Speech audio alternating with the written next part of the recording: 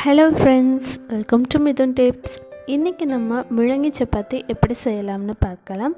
பொதுவாக முள்ளங்கி சப்பாத்தி செய்யும்போது அது நம்ம துருவி செய்கிறதுனால அதிலிருந்து வரக்கூடிய ஜூஸ்னால் அந்த சப்பாத்தி கெட்டு போகிறதுக்கான வாய்ப்பு நிறையவே இருக்குது. ஸோ எப்படி ஈஸியாக செய்யலாங்கிற டிப்ஸ் அண்ட் ட்ரிக்ஸ் இதில் பார்க்கலாம். வாங்க வீடியோக்குள்ளே போகலாம். ஓமம் 1 டீஸ்பூன், பெரிய வெங்காயம் 2, மல்லித்தலை, பச்சை மிளகாய் 2, முள்ளங்கி 2 துருவியது, தனி மிளகாய்த்தூள் 1/2 teaspoon, garam masala 1 teaspoon. Pan heat பண்ணிவிட்டு நார்மல் குக்கிங் ஆயில் ஆட் பண்ணிக்கலாம். அதுக்கப்புறமா எடுத்து வச்சுருக்க ஓமத்தை போட்டுடலாம். இது ஓமம் ஜாஸ்தி போடுறதுனால உங்களுக்கு அந்த ஸ்மெல் அதிகமாக இருக்குமோ அப்படின்னு யோசிக்க வேண்டாம். எண்ணெயில் பொரியறதுனால எந்த ஒரு வாசனையும் அதிகமாக இருக்காது. இப்போ பச்சை மிளகாய் சேர்த்துக்கலாம். கூடவே பொடியை நறுக்கின வெங்காயத்தையும் சேர்த்துக்கலாம். நல்லா வதக்கி விட்டுக்கலாம். இப்போ கலர் லைட்டாக சேஞ்ச் ஆயிடுச்சு. இந்த ஸ்டேஜில் நம்ம நல்லா சீவிட்டு துருவி வச்சுருக்க முள்ளங்கியை சேர்த்துக்கலாம்.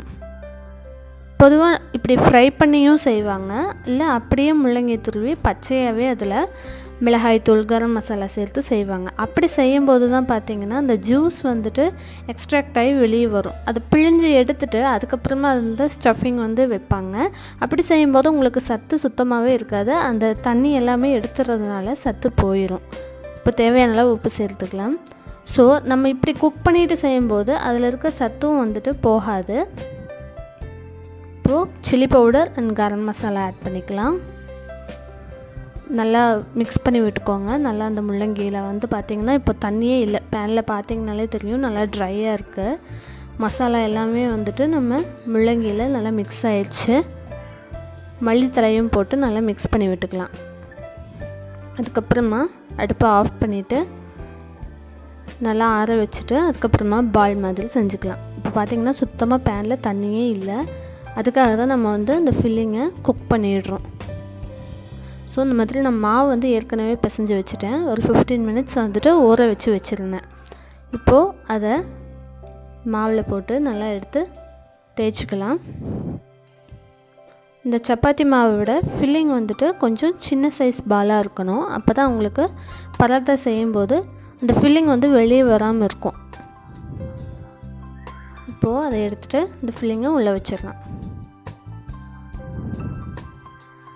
இப்போ பச்சையாக செய்யும்போது பார்த்திங்கன்னா இந்த மாதிரி உருண்டையே பிடிக்க முடியாது. நம்ம இந்த மசாலாலாம் போட்டு எண்ணெயில் ஃப்ரை பண்ணி எடுத்ததுனால உங்களுக்கு தண்ணி சுத்தமாக இல்லாததுனால நல்லா பால் மாதிரி பிடிச்சிக்கலாம். நம்ம செய்கிறதுக்கு ஈஸியாக இருக்கும். கொஞ்சம் திக்காகவே தேய்ச்சோம்னா தான் உங்களுக்கு அதை சுட்டு எடுக்கும்போது அந்த டேஸ்ட் நல்லா சாஃப்டாக இருக்கும். உள்ளே இருக்க மசாலாவும் வெளியில் வராது.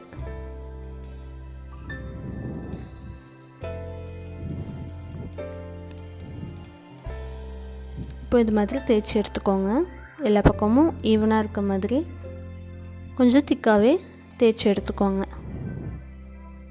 இப்போ பேன் ஹீட் பண்ணிவிட்டு நெய் சேர்த்துக்கலாம். நெய் ஆப்ஷனல், நீங்கள் நார்மல் குக்கிங் ஆயில் கூட சேர்த்துக்கலாம்.